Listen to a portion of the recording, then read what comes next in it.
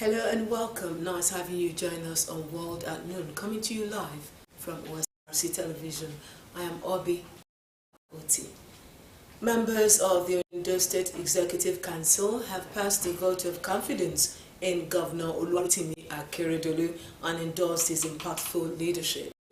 In a statement,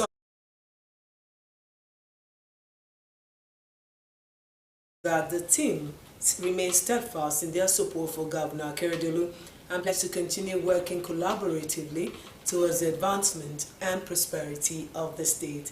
They express gratitude to the governor for his service to the lives of the people and fostering development across the state. The ESCO members affirm that the governor is a blessing to the people of Ondo State, as his leadership has been rewarding and inspirational. In another development, a civil society organization, Policy Alert, has commended the Ondo State government for prioritizing critical sectors in the state budget implementation during the third quarter of 2023. And high following its assessment of the Niger Delta states last quarter of the year. According to its program officer on fiscal reforms and anti-corruption, Faith Paulinus, out of the such as health, education, water, sanitation, and hygiene, as well as agriculture. He noted that although the spending priority of the government release was commendable, the government needs to prioritize its capital spending above the recurrent budget.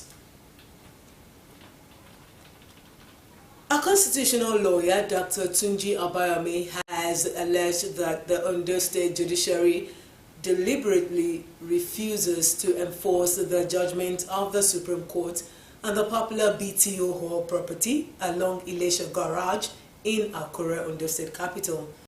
Popular mate, the legal professional, however, threatened that if the judge insisted on frustrating the enforcement of the judgment, his client will be forced to acquire the property by all means necessary. According to May 17, 2007, against 4 defendants, Mrs. Yemisi Ogidon, Engineer Ogidon of BTO Hall, her husband Olatunde Fayoje, and one Mr. George Amigun. The substance of the case was that Ondo State High Court should invalidate the sale of the BTO land by claimant's husband, the third defendant, to the first, second, and fourth defendants on declaratory ground that either that the claimant owned the land or that the claimant and her husband jointly owned the land, in which case sale of the land cannot be valid without the consent of the claimant. Now, divergent views have continued to throw the suggestion made by Goodluck Jonathan towards correcting the off-season elections in Nigeria, while some aligned with his position, others of the opinion that it might be an old task as a Nigerian constitution for election and President Morola Ubenji takes a look at the development. Off-season elections began with the Anambra State governorship elections in 2003, when the Supreme Court overturned the victory of Dr. Chris Ngige and declared Peter Obi of All Progressives Grand Alliance, APGA, as winner 3 years after. Peter Obi then became the governor in 2006, which is a year to the end of the tenure. Not satisfied, Peter Obi approached the court for the interpretation of Section 180, subsection 2A of the 1999 Constitution. And the Supreme Court ruled that he must spend his mandatory 4 years tenure as tenure of a governor begins the day he takes oath of office. Now, Nigeria has 8 off-cycle governorship elections, including Anambra, Bayelsa, Kogi, Edo, Ondo, Ekiti, Osun, and Imo, the latest state on the list. Former President Goodluck Jonathan, a few days ago, called for regularization of elections process, saying it is a standard practice in the world. I get worried about the issue of off-season elections.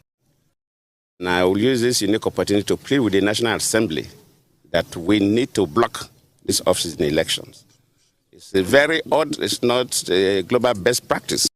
It was mixed reactions in Akure, the Ondo state capital, as some residents threw their weight behind the suggestion of the former president, while some see it as difficult to achieve. Rotimi Ogunleye is a social commentator who believes correcting the off-season election would save the country from undue pressure. If anything at all, and the amount of resources that go into off-season election, I would want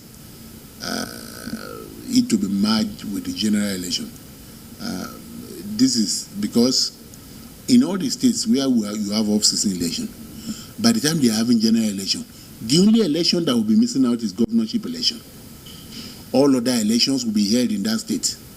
Then government will now come back to spend the same volume of money that should have been spent during the election and the same day. So the states where you're having off-season election, the governorship election will not be conducted. Yet, I still have to deploy materials.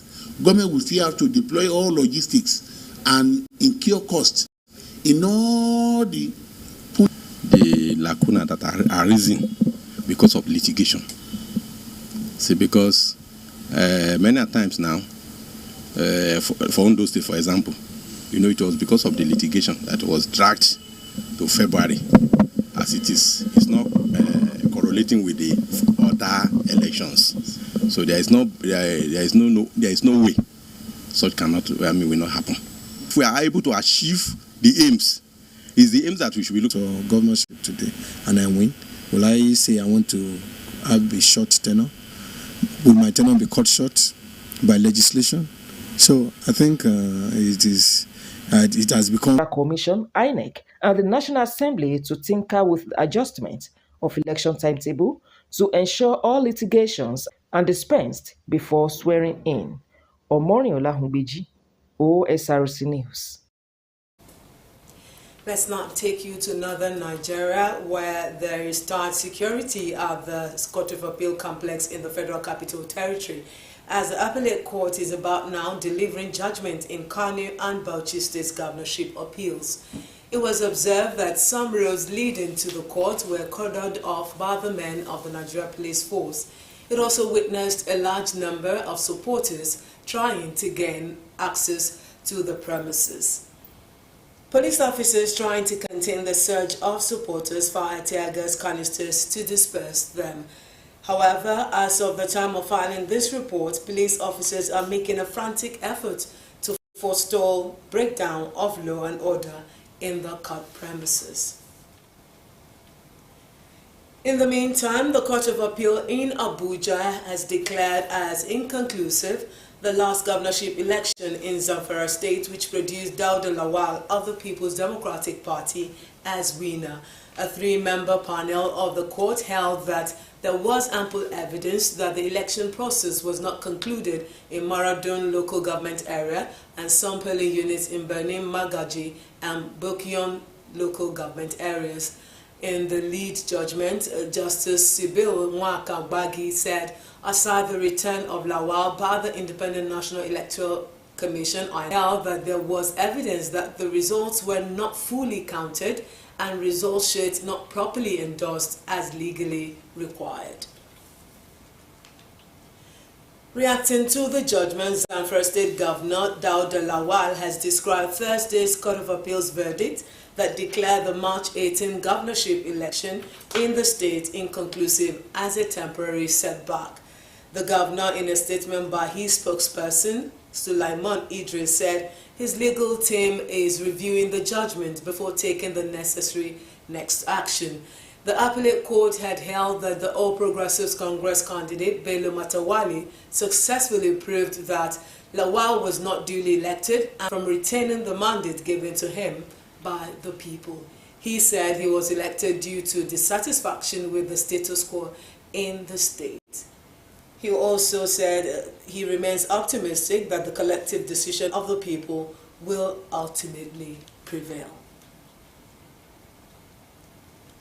The federal government says it will build 34,500 and high-income earners to close the nation's housing deficit.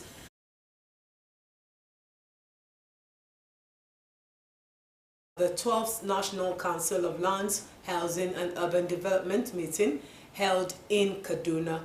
The minister noted that housing is one of the top priorities of the present administration under President Bola Tinubu. Dangiwa added that the government was set to commence phase 1 of the renewed Hope Cities and Estates and slum upgrading program nationwide before the end of the year. Meanwhile, the Ministry of Solid Minerals Development has launched a revised guideline of the Community Development Agreement as part of efforts to stop disputes between communities and mining companies.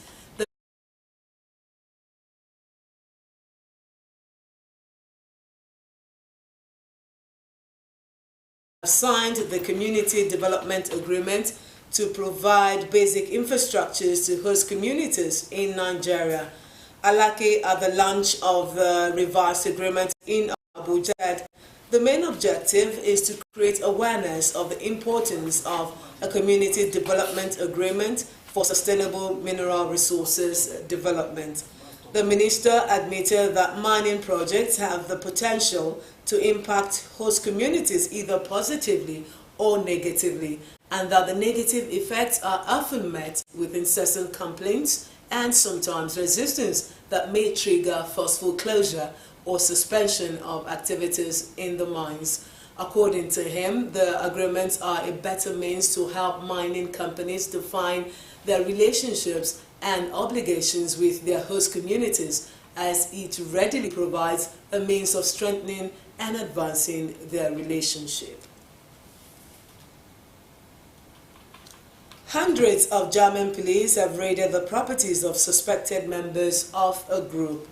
Germany's Interior Ministry says it conducted searches in 54 buildings in 16 states, including Berlin, Hamburg, and Lower Saxony. Sheung Adetola has details. The Imam Ali Mosque, long known as the Blue Mosque, home to the Islamic Center of Hamburg, was one of the 54 locations searched by Germany police, involving hundreds of officers in 7 states, but the mosque was the focal point. The suspicions against the Islamic Center Hamburg are serious. It's long been under observation by the Federal Office for the Protection of the Constitution and is also classified as Islamist. Our security authorities will, of course, now carefully evaluate the confiscated material. The searches around Germany were all at the Islamic centers connected with the center as here in Berlin. The German authorities say groups influenced by the center are often associated with an anti-Israeli attitude. Officers believe the center is linked to Hezbollah, an organization that was banned in Germany and officially labeled terrorist in April 2020. To many in the intelligence and security framework here, that means links with Iran. Sheung Adetola. Complex in the occupied West Bank near Jenin refugee camp. At least 14 people have been injured. Israeli strikes continue across Gaza with the enclave under a communications blackout due to a lack of fuel for generators. Asraf Al-Qudra, the Gaza Health Ministry spokesman, says thousands of women, children, sick and wounded are in danger of death as Israeli raids on Al-Shifa hospital continue for a third night. In the meantime, Israel has killed more than 4,600 children in Gaza in just over 5 weeks. About 20,000 more have been injured as one child, Ahmed, out of many vulnerable children, lost his leg to the Israel attack. Sheung Adetola again reports. Life will never be the same for Ahmed Chabat. At 5 years old, he lost his legs in an Israeli airstrike. Overwhelmed and with limited medical supplies, doctors at Gaza hospital managed to save his life. An urgent procedure was done to repair his amputated limbs and compensate for his blood loss, but medical teams face significant shortages. Anesthesia is in short supply, and some operations are performed without it.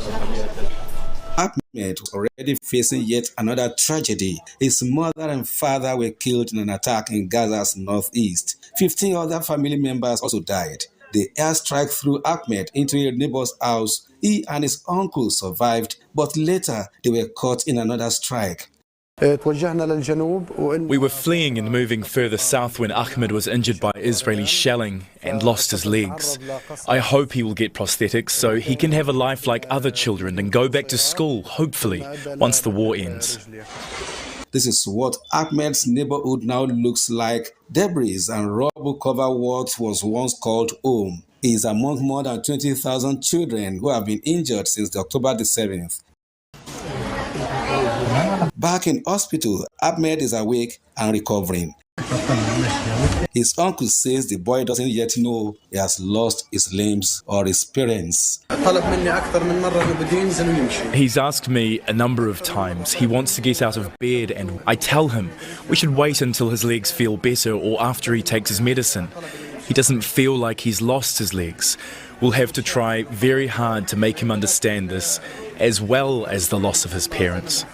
Like many of his age, Ahmed will bear physical and emotional scars for years to come. Too young to understand war, he is now part of a generation that is being forced to endure it. Sheung Adetola, Osrc News. And Gaza's largest refugee camp has been targeted again in the latest Israeli airstrikes. Residential buildings in Jabalia were hit, killing at least 11 people. Across the strip, communications have been largely cut off. More than 11,500 people have been killed since the bombing began almost 6 weeks ago. Kamisola Ojomo has details. Fire and rubble and a race against an entire block filled with residents. They were sleeping safely in their homes, children, women.